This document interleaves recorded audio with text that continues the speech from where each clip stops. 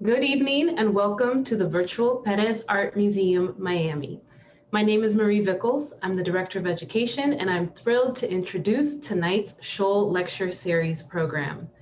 This evening, we are so excited to host Njideka Akunyili Crosby in conversation with PAMM Director Franklin Sirmans. Please note for this evening's program, simultaneous interpretation is available in American Sign Language, Espanol, and Creole. The numbers to access interpretation in Espanol and Creole will be posted in the comments sections of our Facebook and YouTube platforms. Our mission at PAMM is to encourage everyone to see art as an incentive for genuine human interaction, communication, and exchange. I sincerely hope that all of you joining us in this digital space are doing well, taking care of yourselves and each other, and that this program provides you with some moments of inspiration and reflection. A few acknowledgments before we get started. A special thank you to Deborah and Dennis Scholl for your ongoing support of this important lecture series. And I would be remiss if I did not thank the incredible team of people working so very hard to produce our PAMM education programs. I would like to acknowledge Anita Bram, Associate Director of Adult Programs and Audience Engagement, and our world-class audiovisual team, Denise Faxis and Andrew Bird. We literally could not do this without you. Thank you all. Now, let's get this program started with introductions of our featured speakers. Njideka Akunyili Crosby, born in Enugu, Nigeria, currently lives and works in Los Angeles, California. One of the most distinctive voices of her generation, Njideka draws on art historical, political, and personal references to make luminous, densely layered figurative compositions whose intricate surfaces combine disparate materials and aesthetic traditions. An amalgam of processes, including painting, drawing, and photo transfer techniques, are harnessed in works that, precise in style, conjure the complexity of contemporary diasporic experience. Njideka has exhibited at venues that include the Royal Academy, London, Haus der Kunst, Munich, MCA, Chicago, Whitney Museum of American Art, New York, Baltimore Museum of Art, Contemporary Arts Center, Cincinnati, Ohio, the Metropolitan Museum of Art, New York, the Hammer Museum, Los Angeles, the Studio Museum, Harlem, and our very own Perez Art Museum, Miami, amongst many others. In 2019, her work was included in the exhibition May You Live in Interesting Times at La Biennale de Venezia, curated by Ralph Rugoff. And in 2017, program at Prospect 4, The Lotus in Spite of the Swamp, curated by Trevor Schoonmaker in New Orleans, Louisiana. Njideka is a recipient of a 2021 United States Artist Fellowship and a 2017 MacArthur Fellowship. Franklin Sirmans, Director of the Perez Art Museum, Miami since 2015, is an internationally recognized art critic, editor, writer, and curator.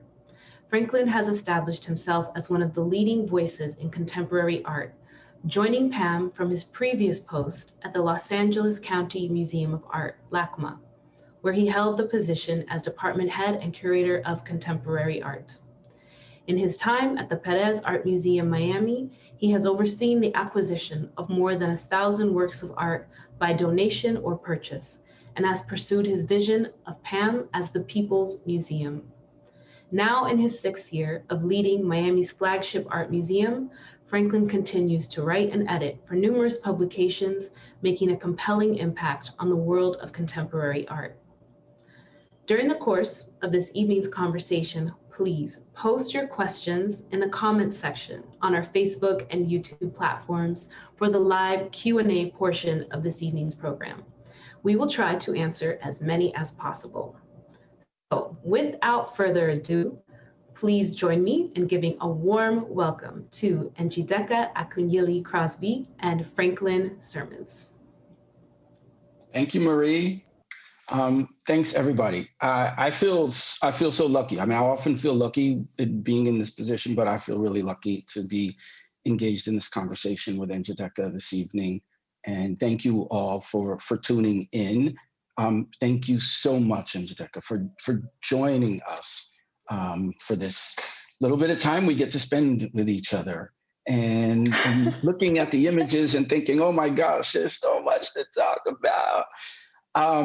But let me just say a couple more thank yous. First, I want to thank Marie and Anita for all they do and bringing us together this evening, and Andrew and Denise for always making it right, look right, sound right. If anything goes wrong in that regard, it's my fault, not theirs.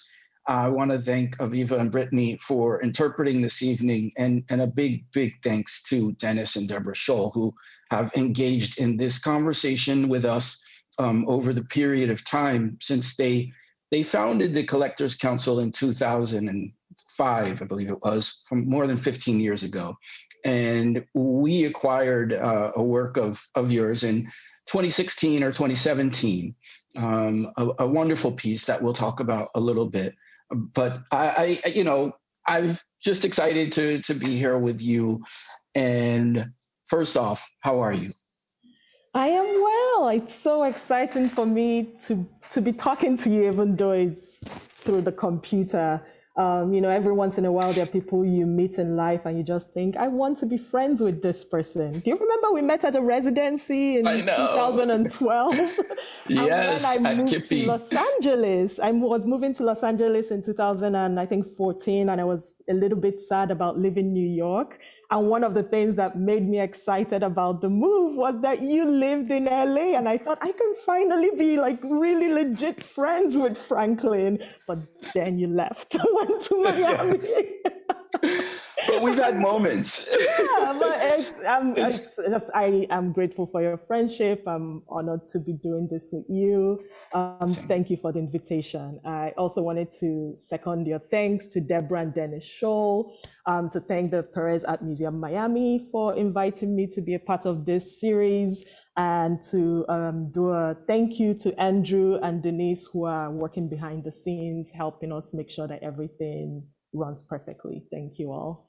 How am I? I am good. As I always feel the answer should be like as good as you can be. It's so relative. This past year has been a lot, and it's complicated because I feel it's odd because I never got COVID. My health is fine. My family is fine. My employment is not in jeopardy, but it still feels like a lot that we're all dealing with.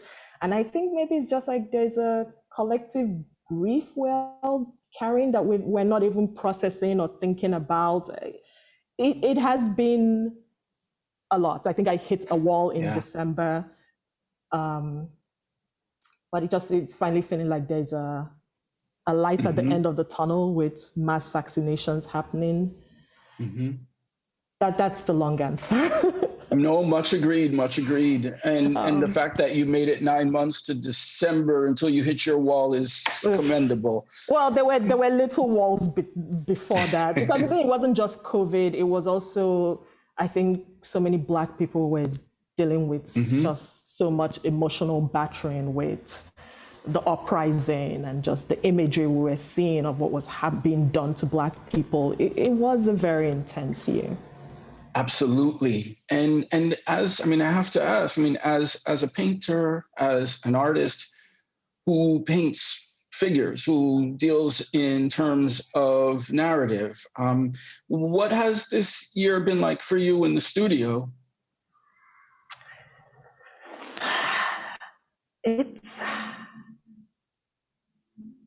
It has been uneven because when the pandemic got to the United States, there was that period of about 3 months where we all pretty much all just stayed home. So I did that. I had months where I just didn't work at all. But even if I had wanted to work, it would have been very hard for me to, because I think my mind was too preoccupied. It was this period of uncertainty. And I think what finally pulled me back into the studio was I got an invitation in April. Everything it was like last month. It was in May. I got an invitation in May to work on this project, which was doing a painting of Breonna Taylor. And so I worked on that from May up until, I think it was July 6th is when I finished it. And it was a very short period. I had a very short period to finish it. And that was like time when I had to, get to know the family, talk to her friends, get them to trust me with pictures, stories, and things like that. So that was what got me back into the studio. And I had months of intense work, and then that finished, and I was just absolutely exhausted. And I took about 3 months off again, where I just pretty much stayed home, did a lot of reading, didn't get back into the studio much. And I started going back to the studio again in maybe late October. That's amazing. So I really just feel like I'm back in my not quite, but slightly getting into my pre-pandemic rhythm. That's amazing. So was that painting made of Breonna, was it made specifically for an exhibition?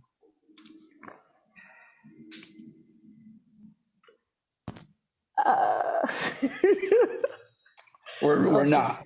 Yeah, no, you did reach out before and say, are there things we can't talk about?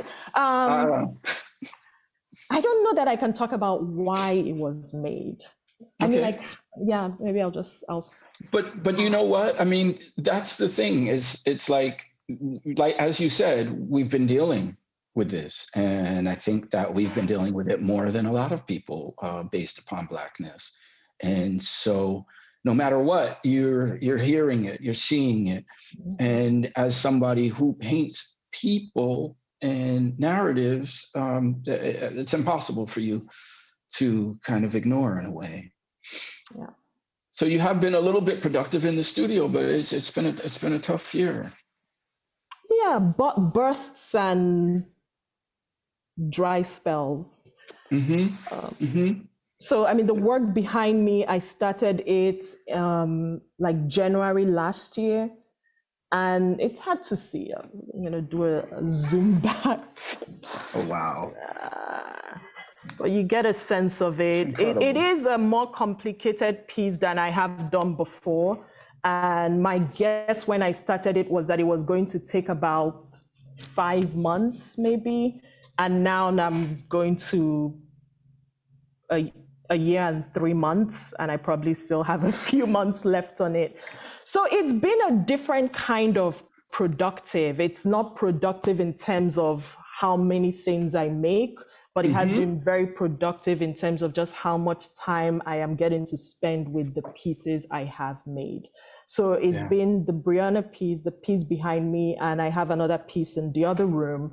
But with this, I've spent a year with it. So I've been able to really spend time researching like every little addition, making sure that everything I put in the piece is what it needs to be. Because sometimes there are decisions you rush because you have a deadline or just the work needs to be done. And so with this, it has been interesting for me to see what happens when I almost have like an unlimited time to just devote to one piece. So it's just been like a return to a studio practice that is hard to do when there are so many demands on your time. I feel like I finished grad school in 2011, and since then it really has been, there's always a show that you're making work for. There's always something that you have to finish your work for. And once the pandemic hit, everything got canceled or things got pushed back or moved to indefinitely to some future.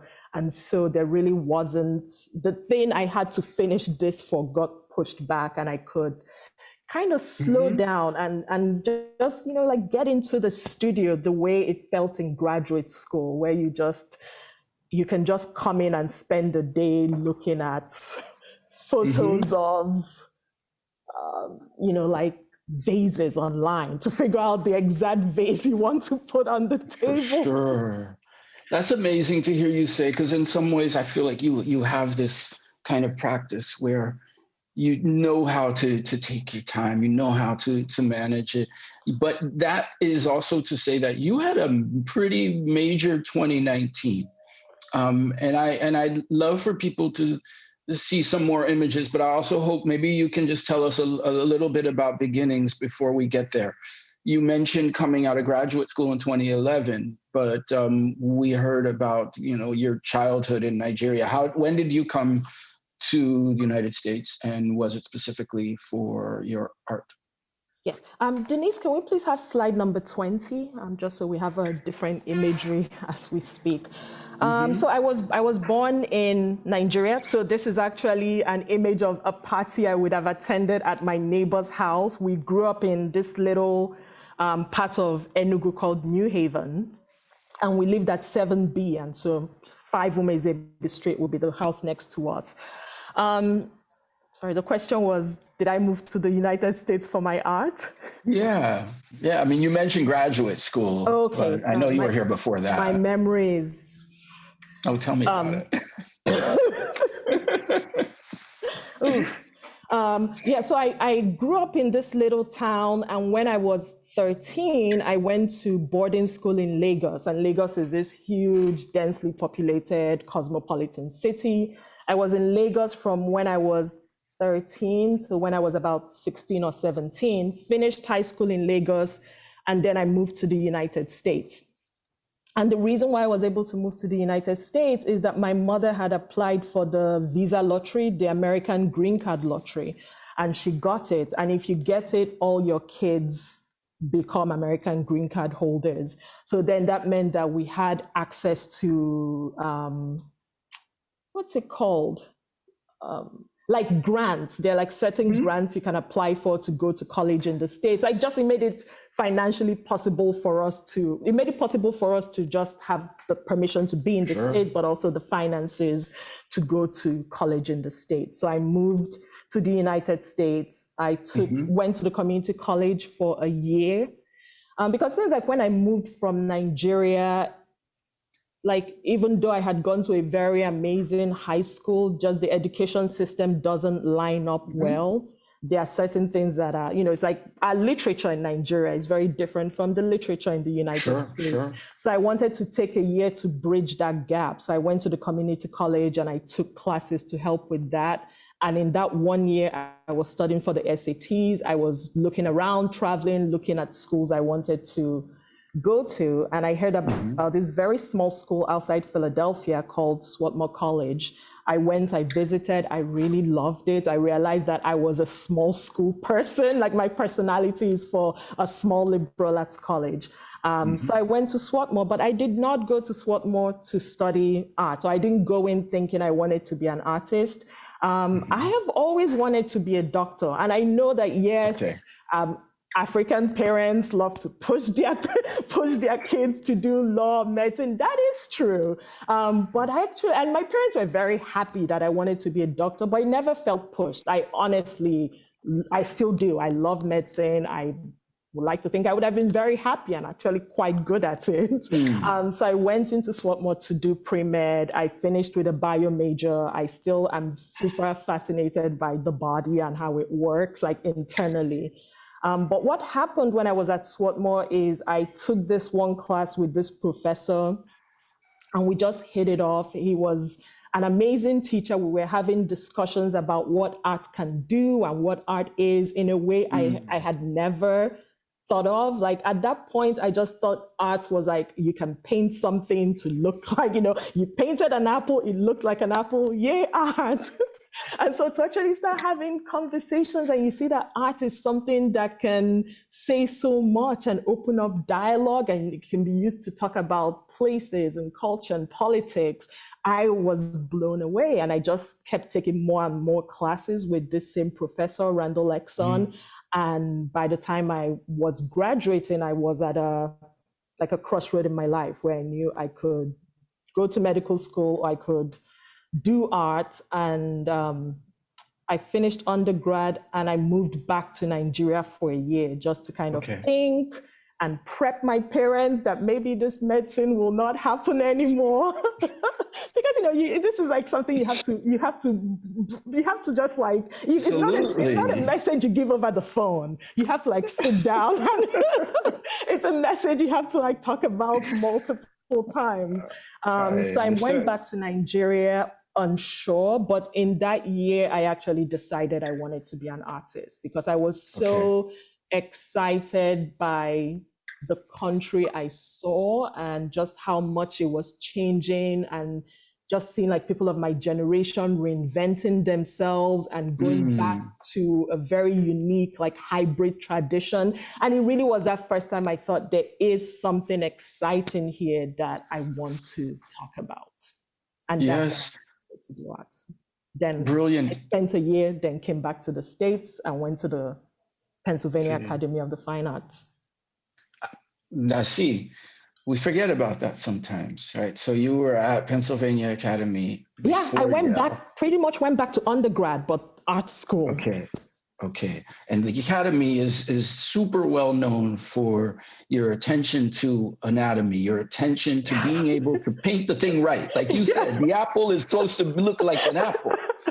Right? Yes. But this body that we're looking at in this beautiful painting is constructed of collage, and there are many, many, many different multiple images running throughout the painting, being used as both a background and as a foreground, as a way of describing an actual figure. This is an interior. This is something that you've been working with for quite some time. Were you already there when you went to Yale? No. So the work, pretty much everything we're seeing now, the work I'm known for developed when I was in graduate school. Denise, can we please have image number 5? Thanks. So it's one of those things where it was almost like, as I made the decision to be an artist and I went to PAFA, and after that I went to grad school, there were just all these things happening in my personal life at the same time when my art was developing, and they became intertwined in a way that was very hard to separate. So before this work that I'm known for started in graduate school at Yale. The summer before I went to Yale, I got married. And I think that just became, it's one of those like, how much backstory? No. How much backstory is needed here? I'll do a little bit of, I tend to talk too much, so I'm trying to be conscious of time. Good. A little bit of a backstory. So the character kneeling down in front of the character that looks like me is my partner, my husband, Justin. And so we got married before I went to grad school. And before grad school, remember that one year I went to Nigeria, there was kind of like this cultural rebirth happening in the country that was so visceral. There was like this renaissance happening in fashion. Fashion is very visible, so you notice it immediately. It was happening in fashion, it was happening in music. When I left Nigeria, like if you went to a cool person's party, it was exclusively music from outside the country, music from the United States, music from London or like the UK. And then going back to Nigeria in 2004, there was like this cultural shift that happened where it's almost like people realized that the things we had within the country were worthwhile and we didn't always have to look out. It really was very dramatic and very like clear to me. Just there was this explosion in Nigerian music, which is totally dominating like the continent, like music on the African continent is mostly Nigerian music. There was this renaissance in movies, Nollywood, which is the 3rd biggest movie industry in the world. It was in literature. This is like Chimamanda is exploding. I mean, there's so many phenomenal Nigerian writers, Akweke Emezi, Chinelo Obaranta. Oh, now I'm talking too fast again.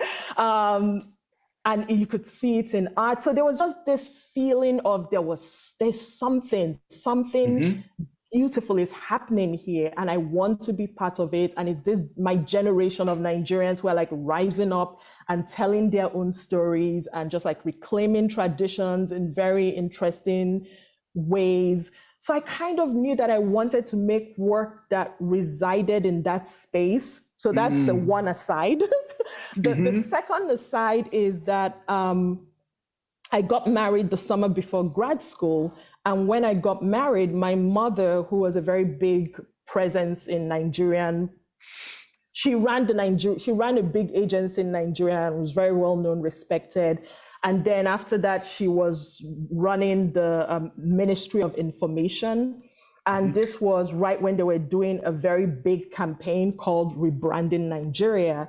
And the campaign really was to showcase Nigeria as this place that was moving forward. Things were changing. It was a great place to invest. They were trying to get people to come back home. But it really was this like, yay, Nigeria is on the up and up. Let's be proud of what we have. And then in the middle of that campaign, you know, like the daughter of the person running the campaign is marrying a foreigner.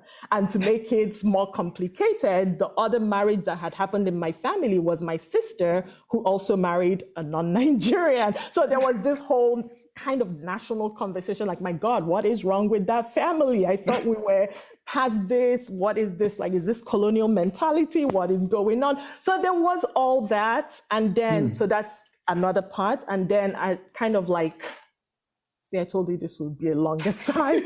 Come on, we got it. Another thing that was going on is like, even though there was kind of this return to tradition, it was never a return for me. I grew up in a very small town. My parents grew up in the village. There are people my generation whose parents grew up in cities. My parents grew up in the village. They were very close to the village life, and they wanted it for us. They felt it was important, and it kind of helped build character.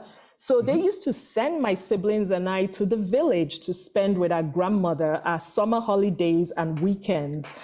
And so I always felt like I've always been someone who saw the value in that and appreciated it. Like, even when people my generation didn't speak the local languages because they thought like it made you less smart, and just all the baggage you carry from, it's just like, this is what colonization does to people. I never had that baggage. I was always proud that I was connected to my tradition. I went to the village. I took part in these festivals. I speak my language fluently. So I was actually that person who always wondered, like, why are people running away from this? This is nothing to be ashamed of. And so it was so nice to see kind of this changing like mindset where people were beginning to see what has always been apparent to me.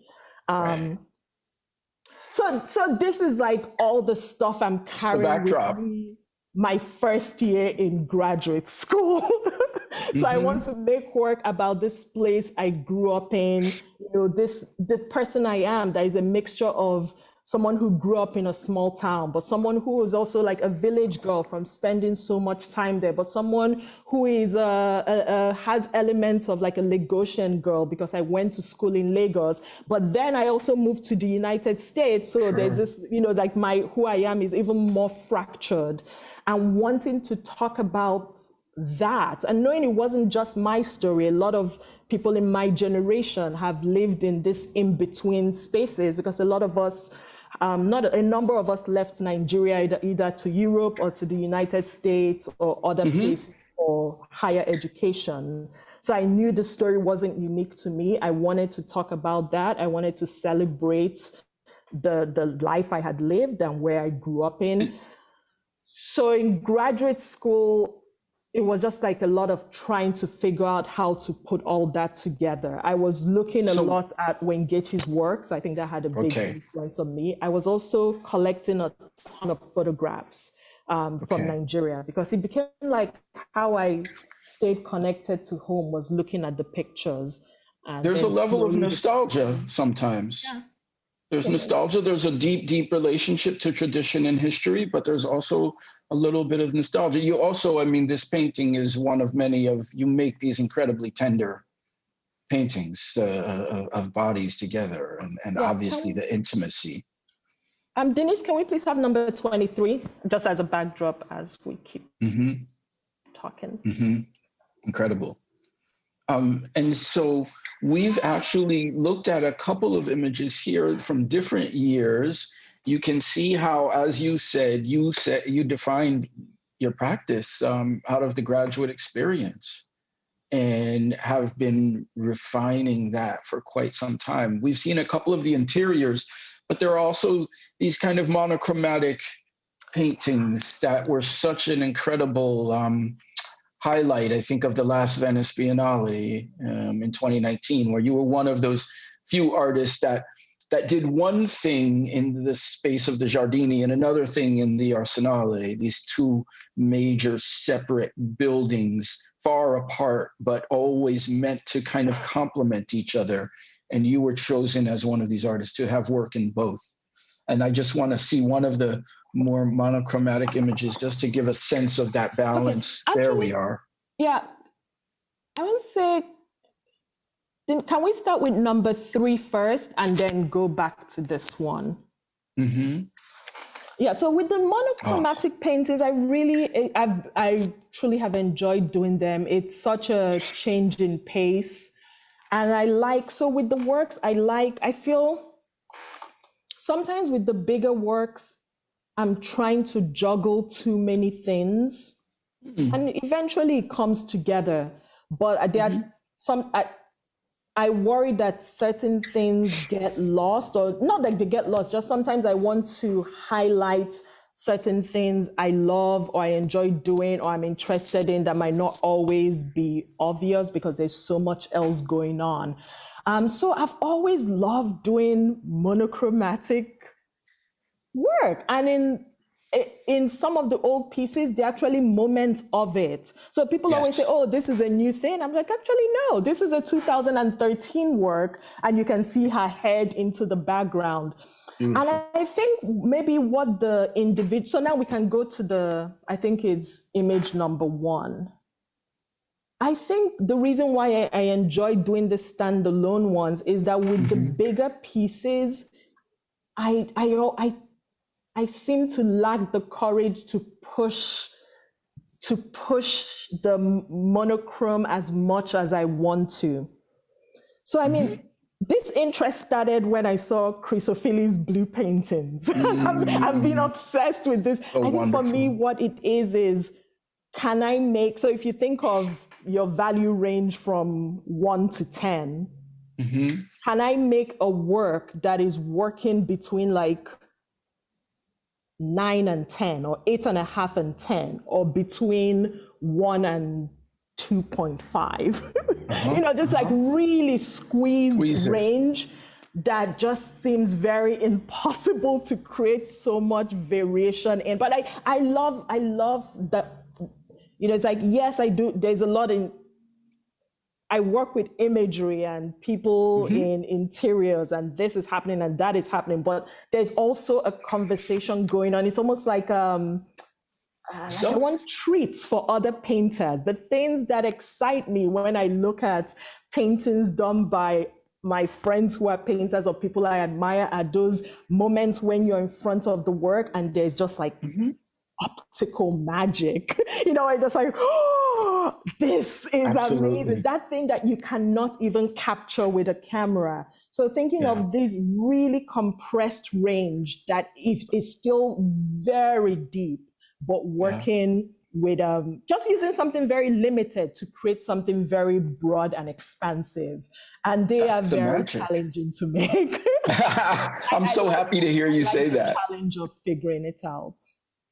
Because I'm just like seeing how much I can push myself. Well, I have one that is hanging on the other side that I pushed it too much. And now instead of being this thin, the range is this much and just a lot of the detail is lost and that wasn't successful. So that's going to be incredible. But it's just, it's like, it's one of those things that you have to balance right on the edge. One little move and it's just and you do that with here, oil, acrylic, and there's always this element of collage that is there too that to me seems as though it should make your task even more difficult. Just tell us a little bit about how you build the painting from the beginning? Monochromes. In general. Ooh. You know, do you begin with a gesso background and then comes the collage and then comes... I'm looking through the pictures to see if there's like an easy one to start with. You speak through the paintings. Oof. Oh, okay, hold on.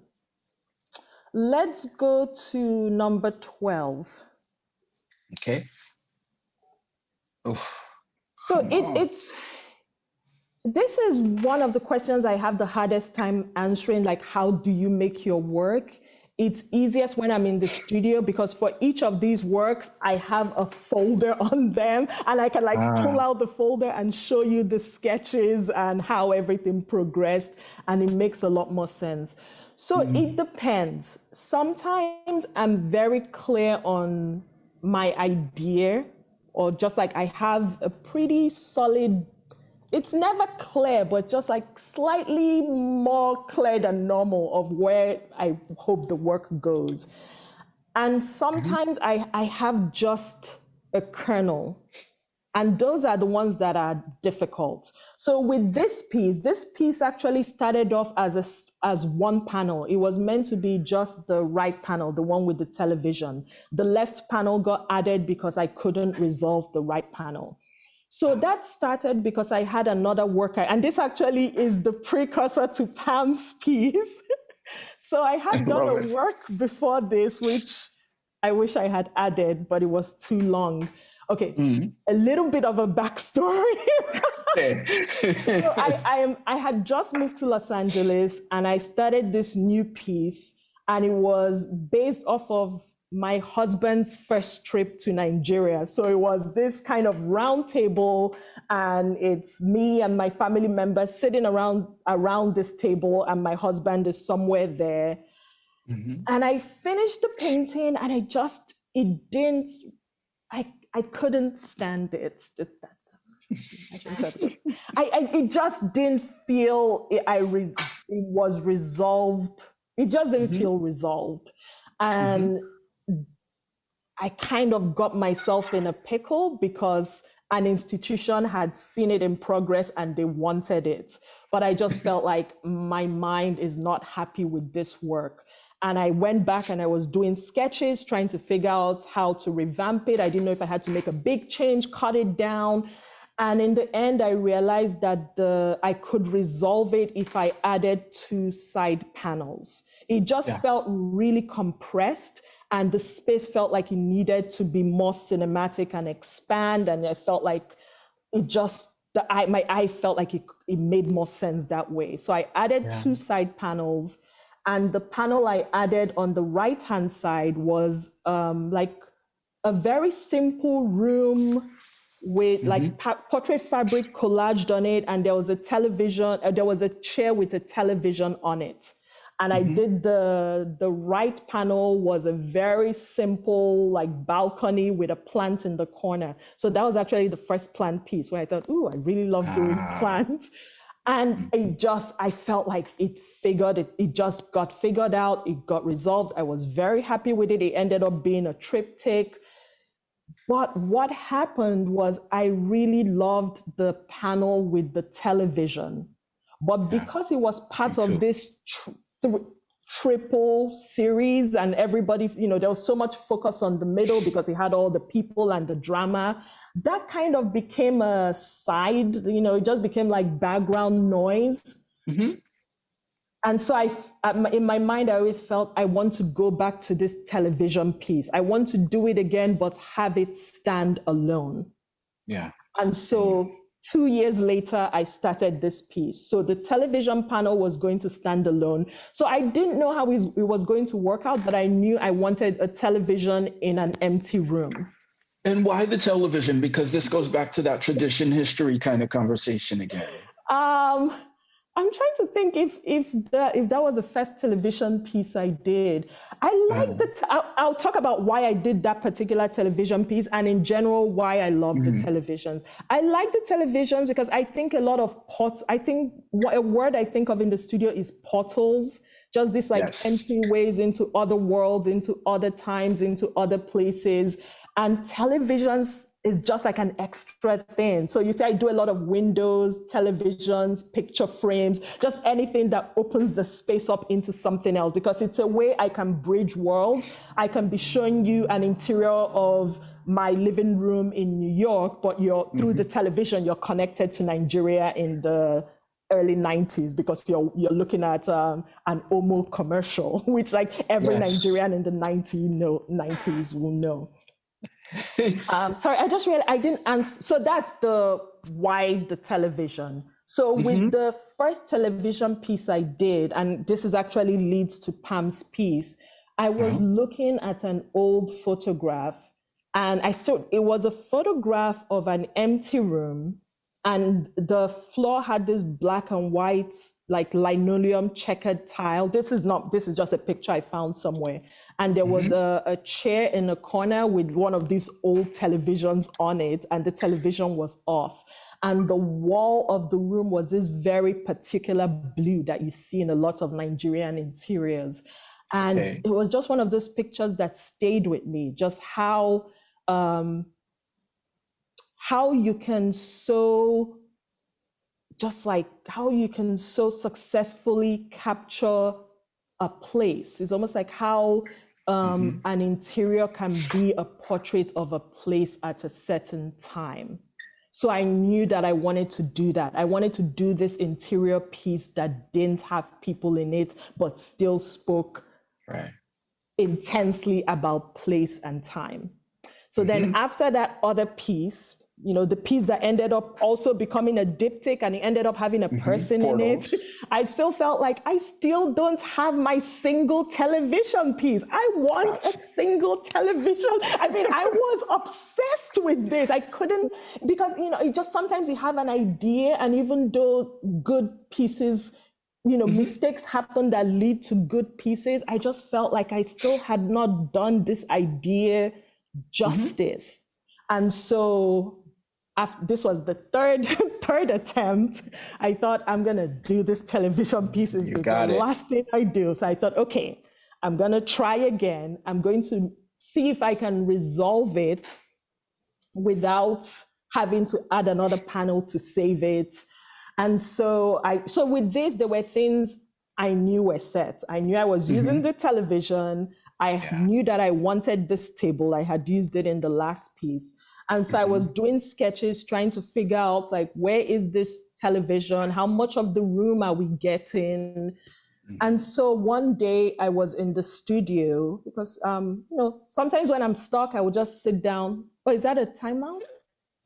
No, not yet. Oh, okay. We got 10 minutes before we go to questions. But keep going. But think about that framing device. You've created another frame.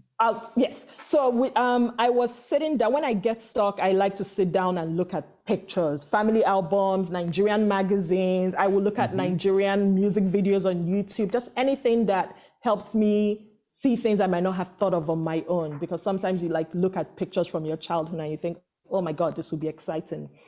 So I was looking at the book, Gentlemen of Bakongo, and there was a photograph where in the background, there was this designed window grate. Right. And I thought, oh my God, that is true. We do this in Nigeria. It's called burglary proof. Every house has it. It's not anything about good neighborhood, bad neighborhood, just everybody has it. And so you just, you get very decorative with it. You can do patterns. So I was looking at that book and I thought, I want to do something with the burglary proof and the louvers. I know Miami also has louvers, but when I see louvers, I think of Nigeria because it was such a staple of 80s architecture in Nigeria, 70s and 80s. And so I knew that I wanted just this very simple wall with window louvers and a burglary proof and the television. And so then I start sketching and drawing. So for instance, I knew I wanted the television on the table at a certain angle. It's like a character. Mm-hmm. Yeah, that's a table that my in-laws have. So I called them and I explained to them exactly the angle I want, and they took the pictures and emailed it to me, and I could start. And why Grace Jones?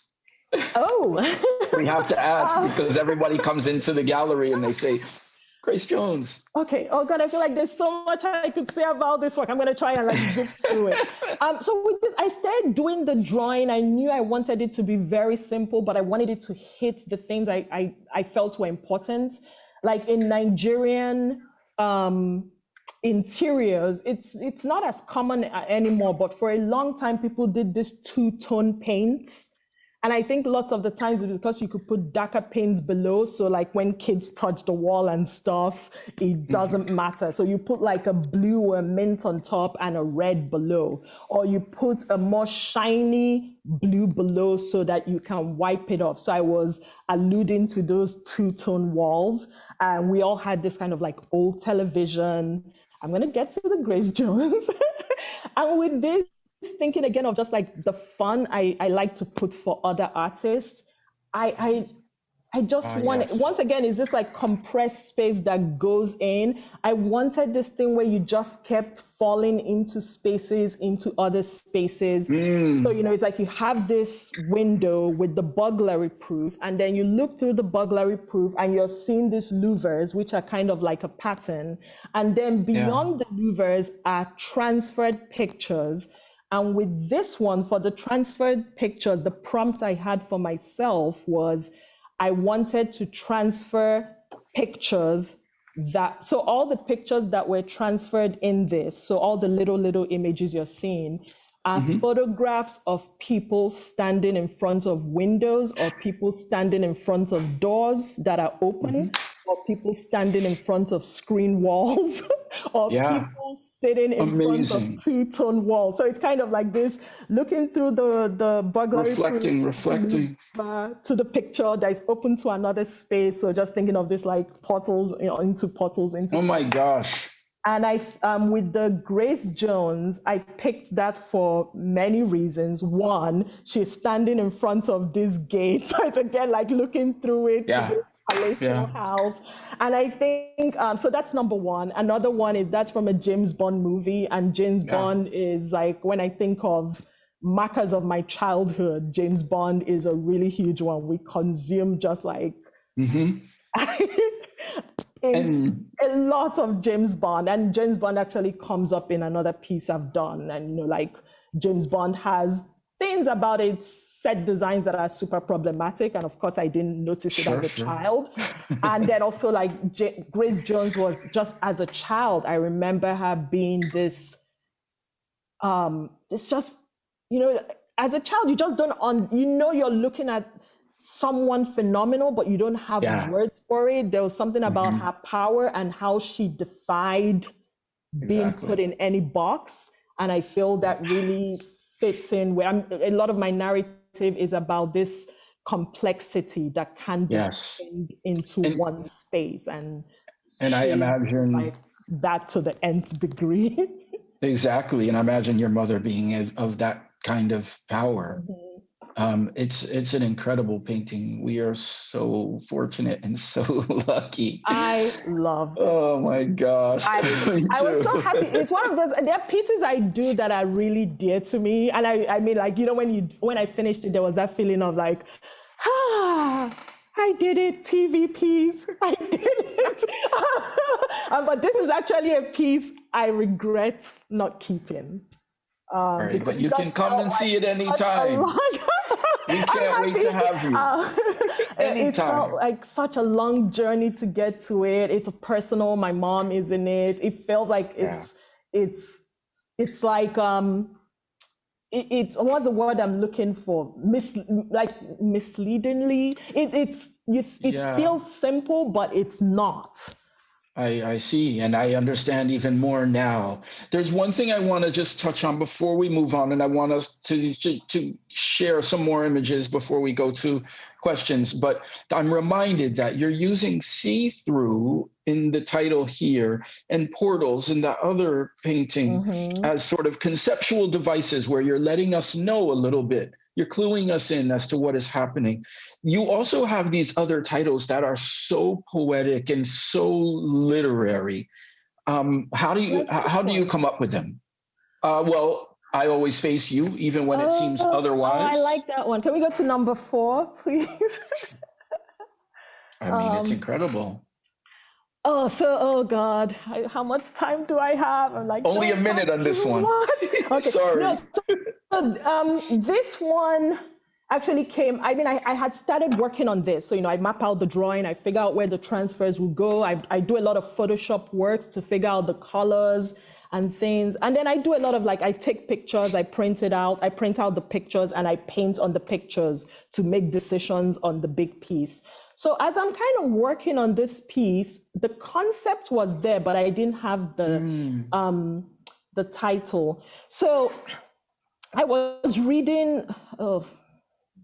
I don't know if all this is necessary.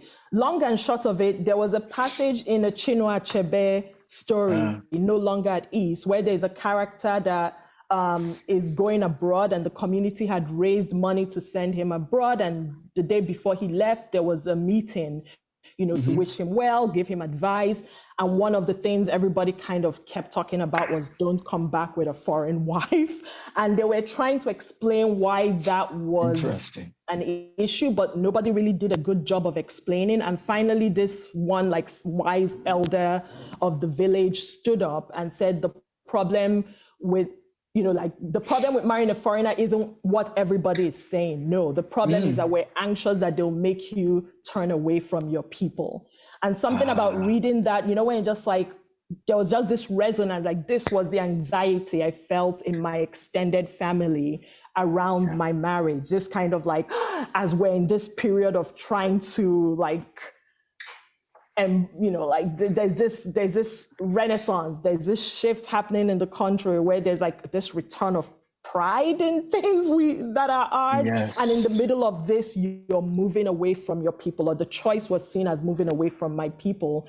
And I think I've always been someone who just, I was never that person that turned my back on my people. So I felt, or my traditions. So I felt with a lot of especially the early works and the titles was always making that case that it's not an either or. I can be connected to my partner, who's kind of my link to the United States, and home, Nigeria, where I grew up. And there's a space where the two can coexist. So with this one, it says, I always face you even when it seems otherwise. So it seems like I'm talking about facing my husband, but I'm actually really talking about facing my people. So there is something in the layout of this where the transferred pictures move back in time from right to left. So all the way in the left through the window again. So this is the first bars I did. So through the windows is the oldest, not oldest in terms of time, but with the pictures in the window, what I was, the prompt I had for myself is, because I'm Igbo, I'm from Eastern Nigeria, I'm Igbo. So the question I had for myself is if I'm talking of not kind of facing, embracing Igbo-ness, I don't know what the term will be. If I had to reduce Igbo-ness into pictures, what will those pictures be?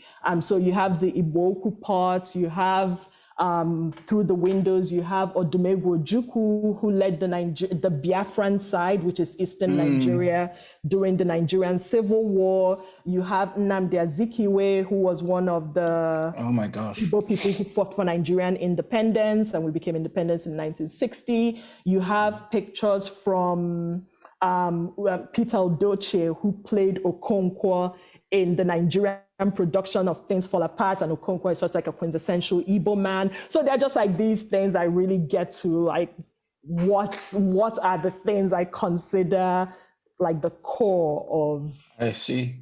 Just the traditions I was raised in. Sure. And I'd be remiss if I did not mention, but there's also an exhibition of this name that was a combined exhibition, and you brought in Lagos, no? with Simone Lee. Oh no, there was a show with this title, I Always Face You Even When It Seems Otherwise, that was in London with Simone, and I think it was like in 2013. Okay, yes, with Dear BC. Yes. Okay, and just the Beautiful Ones is an ongoing series, and I'm gonna say we have to just run through the images, but the Beautiful Ones comes up a lot as an ongoing series of yours, and just a little bit of what so Denise is 25, 27, 29. So the Beautiful Ones is the series of little children. I started it in 2000, and the first one was when I was at the Studio Museum, 2011. And I'm actually about to start number 11. I just we just stretched paper for it. So I didn't start it thinking it was going to be a series. I did one similar to this first. It was just of my sister, and it just grew. So the title comes from a book title called The Beautiful Ones Are Not Yet Born, talking again about the difference in literature from West Africa to the United States. The Beautiful Ones Are Not Yet Born is one of those books like everybody in high school in West Africa reads, especially if you're a literature major. So it's a phrase that is very ubiquitous, everybody knows it. But the story really is about this kind of sad period from the late 60s into the late 70s. The writer is Ghanaian, Ayikwe Ama, but it doesn't just apply to Ghana. It applies to pretty much the whole continent, especially West Africa. But what happened is that Nigeria, there was this kind of wave of independence across West Africa in the late 50s into the middle 60s. So Nigeria became independent from Britain, Côte d'Ivoire, Ivory Coast from France, Ghana from the UK. So they were all, there was this wave of independence, and there was this very hopeful period where we felt, okay, the problems were these countries and they've left. And this is also when natural resources were being discovered. Nigeria, oil revenue really started coming in. And there was this feeling of the sky is our limit. Like we're just going to skyrocket, things will be fantastic.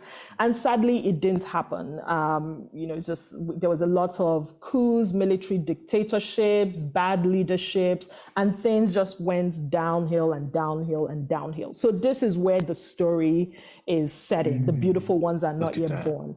And so with this series, I'm really thinking of my generation. So this feels like a very hopeful series to me. So really thinking if the Beautiful Ones were not yet born in my parents' generation, hopefully, maybe my generation is it. So it started off with my siblings. The first one was my sister. Then I did one of my brother as a child. And then I did one of another sister as a child. And then it expanded beyond that. I actually reached out to friends in high school and told them about the project and asked them to share their family pictures with me. So I've had people send in. So this is a friend from high school's brother is in this. So it's really been expanding. I'm enjoying that it's collaborative, and friends are becoming part of, because it really is about my generation. It's not just about my family. But the one I'm about to start is of me during my first Holy Communion with like the poof sleeves and everything. I can't wait to see that. That might be a hard one. By this photo, but I felt like I should just put it out there. I love the way you talk about wanting to hold on to a work, and so good, to hear with our work in particular. So how do you hold on? Do you hold on to some work? I didn't used to as much, because I always just felt like, oh, there are all these people who really want it and I should let them have it. But then, of course, like realizing they didn't appreciate it, that has been a really hurtful part. Like it was a sacrifice to let this go. And then you don't even seem to appreciate it. So I've been more like, I will do what I want. So there's actually one piece I really like, thinking of like the things I regret letting go. There was one, but yours, I'm happy is in an institution. But there was one you can always come. Regretted letting go for years, and I actually had a chance to buy it back before things got whoo. So I'm so grateful for that, and I still have it. But like I've just been more. I've been keeping things a lot more. So from 2011 to 2018, I might have kept just 2 things. But like 2018, I kept 2 things, which 2 things is a lot for me in a year if I make 6. Sure. Like last year, I did a big piece that is one of the major things not last year, 2 years ago, and I'm keeping it. So yeah, now it's just like, I'm keeping it. I like this. I love it. You've been so generous, though. You've been so incredibly generous. Come on. I mean, I remember we got a piece at LACMA, must have been 2014 or 15, right before the Hammer show. So you've clearly been very generous in terms of that's the story with the triptych. That is the triptych. Yes, of course. And Trevor brought them back together, no? Yeah, LACMA committed to the middle piece, and then I had to expand it, and I felt really bad that I was like going to force the museum to buy 3 pieces instead of 2. So that's actually why I have them as 3 independent pieces, because I felt like if they didn't want to buy the other 2, I didn't want them to feel forced to, but they ended up buying all 3. And Trevor showed them together for the first time. All in New Orleans last time in 2017 or 18. Gosh, I can't remember. Njideka, thank you so much. We're going to move into a few questions, but I cannot thank you enough. And I also just want to say thank you to Victoria Miro and to David Dorner, our friends there. Thank you. Thank you so much. I have no idea how to even follow that with questions, but I'm going to try. Thank you so much, Njideka. The first question we have is one from local Miami artist, Shire Regans. She asked, I was wondering what your layout process entails. Does it focus more on intention or intuition? Layout? Like of laying out the process, I think the physical layers of your works, is it more intention or intuition? It's intention. So with the work I do, I'm trying to see if there's a drawing here. With the work I do, I really have to plan it out. If I don't, it's not so tight that I can't make changes.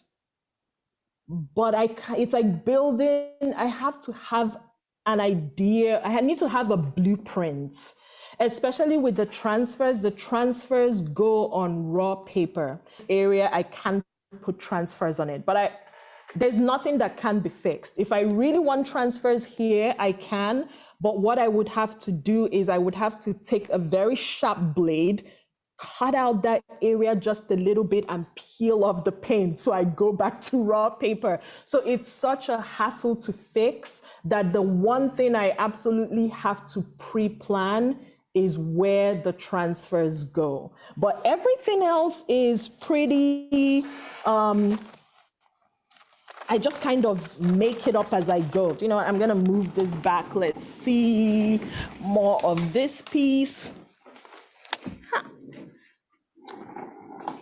It's nice to see more of that as well. I don't know if I can find, I should have brought out, but you know, like this is a picture for that.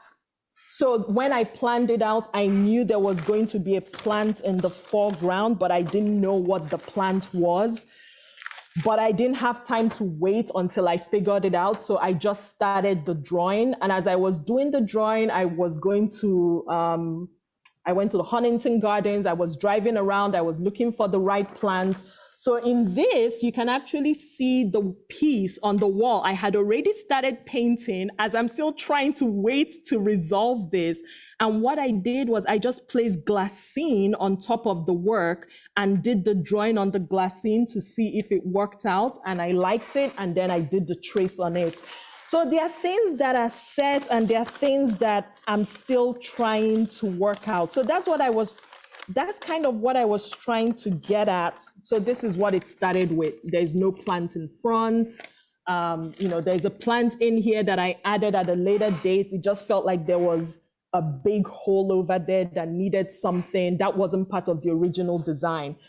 So with this, I wish I could find the original drawing, because you can see how much stayed through till the end. So in the original drawing, it was like a stick figure sitting on a chair with legs crossed, and they're just like plants in the back, plants in front. So that idea I knew from the start. What the plants are, what the figure is wearing, the exact pose, what the background is, all those I'm figuring out as I go. But I knew I wanted to be in this like lush space with a doorway that you could see through into the dining room. So that's like one of those where I said, I don't have the whole picture, but there are certain nuggets that are very clear to me. And sometimes it might be an idea, like I want a person in front of plants, behind plants, in front of a door. Sometimes it's something very basic, like I want her head in front of a dark window, and I'll start with that and then build. In an ideal world, yes, maybe it'll be good to sit down and plan everything, but then it'll take me months to actually make it work. I like the planning it as I go. And then there can also be challenges, because sometimes you can like box yourself in and then you have to work your way out of it. So once I have the drawing, one of the things I have to figure out early on is where the transfers go. So I do these color block studies. I actually think of the transfers as a shape. So I do these blocked in shapes to figure out where the transfer goes. And once that shape is blocked in and I'm sure of it, I tape it up, I transfer it. And then from there, it's more open-ended. Okay. Thank you. It certainly seems very detailed and planned, but also like you have that intuition. So thank you. I'll go through a couple more questions quickly. One from Lisa Myers-Bolmash on YouTube. Is there any type of image you avoid in your work, such as Black bodies enduring violence? That is...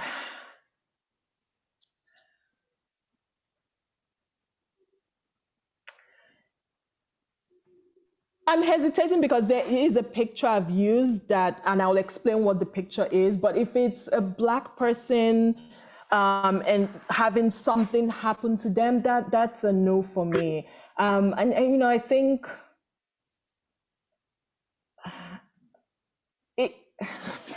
it's a no for me, because maybe this is something I'm more aware of or more attuned to, having grown up in Nigeria and just seeing how people from a place I grew up or countries nearby, various African countries, are portrayed in media.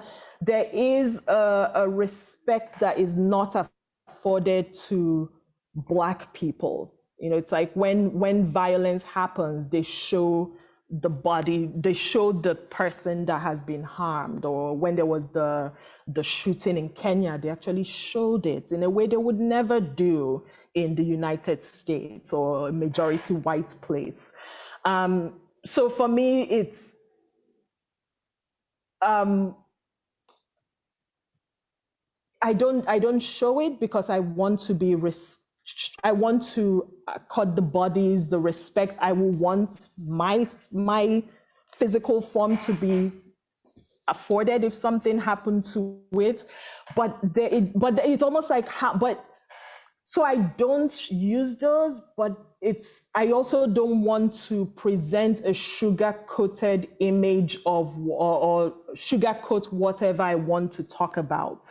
So when I'm talking about Nigeria, there are really difficult, heavy things that have happened there. So the hesitation I had has to do with, there's an image I use a lot, which is a picture of some women, and you can really tell that they are grieving and their hearts are heavy and something has happened. But that was a picture that was taken of people grieving the girls that were kidnapped at Chibok. So I feel like that conveys what it did to people and how heavy it was for everybody to hear that news and witness it and just live with that. So I feel like there are other ways I get to those heavy things and still be respectful. But will I show a body that? No, just because I in the bigger discussion about respect of Black people's bodies, I rather not. Absolutely. Thank you for that question. Thank you. Okay, we have one question from Charlie Farrell. Where do you see your artistic process and practice changing in light of the pandemic? Sorry if that's cliche. No, that's 1 year in. No, it's one of those like, oh, this is one of those things I think about and I worry about. I think so many artists this past year have questioned their work, and the pandemic, because the pandemic made it, I think with the pandemic, it was important to pivot. And so I tried to do more of the small monochromes because there were things, I turned the backyard of our house into a studio. The small monochromes seemed to be something nice I could take home and do, but the one I did ended up not working out, so that was sad. So when the pandemic started, I thought I would do more monochromes as my solution to not being able to come into the studio, because I have two incredible people who helped me out, and just felt like it wasn't safe for three of us. This is like at the beginning when nobody really knew, so I just thought, I don't want anybody to get sick through working in my studio. So I didn't want three of us to be here at the same time, and I was trying to figure out how I could work at home sometimes and have people in here. But what I've been thinking of, just personally, maybe not tied to the pandemic, for my work and what I would want to happen more, is that I want to bring drawing back into it. I love drawing. I'm very good at it, but sometimes I feel it's like I know there is space for things to change, but sometimes I feel like overplan things a little bit. And I was thinking, so this is just a personal challenge I have for myself. I have a piece I have in mind, kind of like my trial, just do what you want in this one. And if it doesn't work out, it's okay, nothing is lost. But I want to actually bring in drawing. So I paint and I do charcoal drawings, and I'm actually a lot better as a draftsperson than as a painter. I know it's weird to explain, but trust me, in my mind, I'm a better draftsperson. When I paint, I actually think of myself as painting as if I'm doing a charcoal drawing, but with color. But just that hand, the fluidity, the lines, there's something, every once in a while I have a deadline and I don't have time to paint everything the way I want, and I have to kind of like go in and draw corners and things. And whenever that happens, I always think, this is kind of nice. I miss this. I want to find a way to bring that into the work, because I like working with difference. There's always this push-pull between like lots of visual noise in the transfers and very like flat areas of color. There's like push-pull between areas that are carefully painted and areas that are roughly painted. There's always, I'm always thinking of push-pull, inside, outside, Nigeria, United States. There's always this like duality I'm playing with. And I think I could push the work more if there's like all this contained, like harnessed energy contrasted with areas that kind of just like exploded a little bit more. I feel like I'm using the plants to do that, because plants have meandering shapes and they kind of break from these. I work with a lot of like architecture and lots of like lines and things like this, and the plants help me break away from it. But I also, I want to challenge myself to use drawing and lines as a way to do that as well. Is it going to happen? I don't know. I'm hoping. So now you know my personal challenge. If you see my next one, you don't see it, know that it didn't work out. Thank you. It's hard to believe that you're not good at painting, or that you think that you're less good at painting, but thank you. I'm just going to go, the questions are so great, so we'll stop after this next two-part question, but I wanted to include this last one from Christopher Clark. I don't know if it was mentioned already, but how did your family react when you told them you wanted to pursue art? Were they supportive in the beginning? And then his second question was, how does your husband feel about being a muse for your works? Thanks for the question. My family,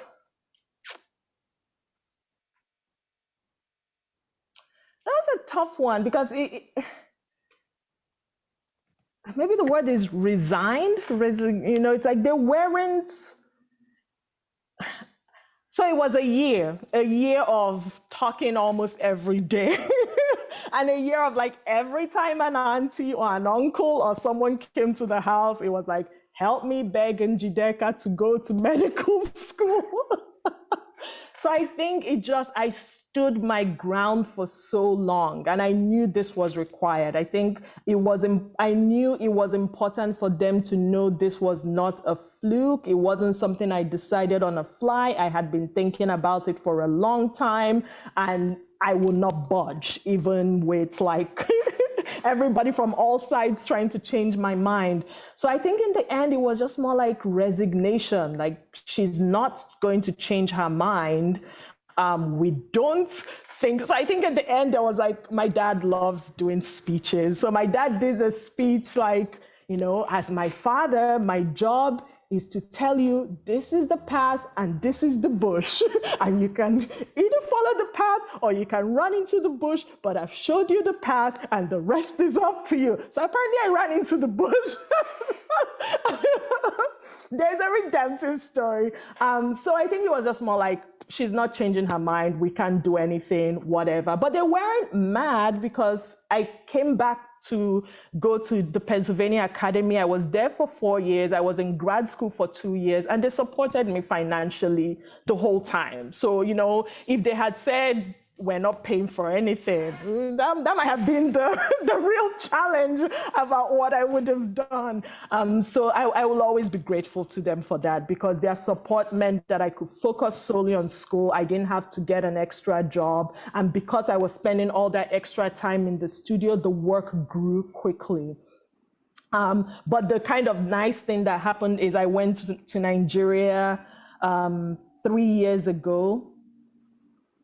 3 years ago, maybe 2 years ago. I went to Nigeria some years ago to do a talk at this thing called AtX, and my dad came, and my dad was like talking to the person running it, and the person was like, oh, would you like to say something before Njideka's talk? And my dad loves doing speeches.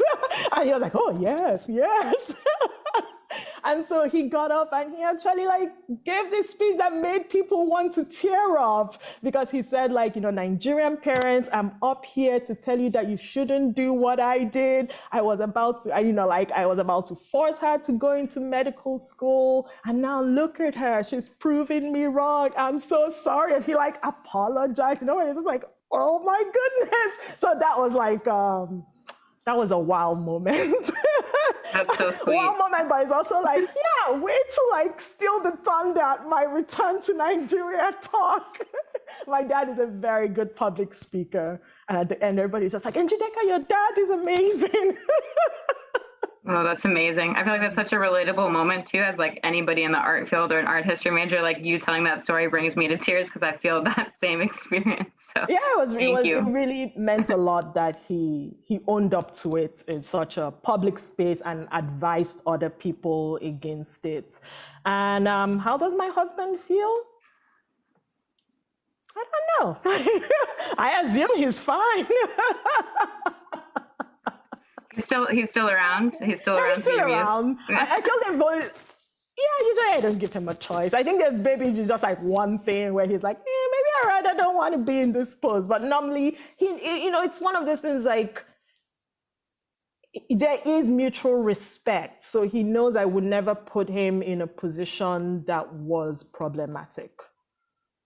Absolutely. So I think he trusts my intent. So so it's not an issue.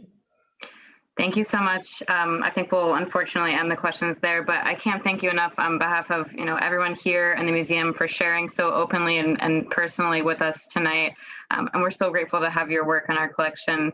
Thank you so much, Njideka. Oh, thank you everyone at home who tuned in. Thank you, Franklin. This was such a pleasure. Thank you.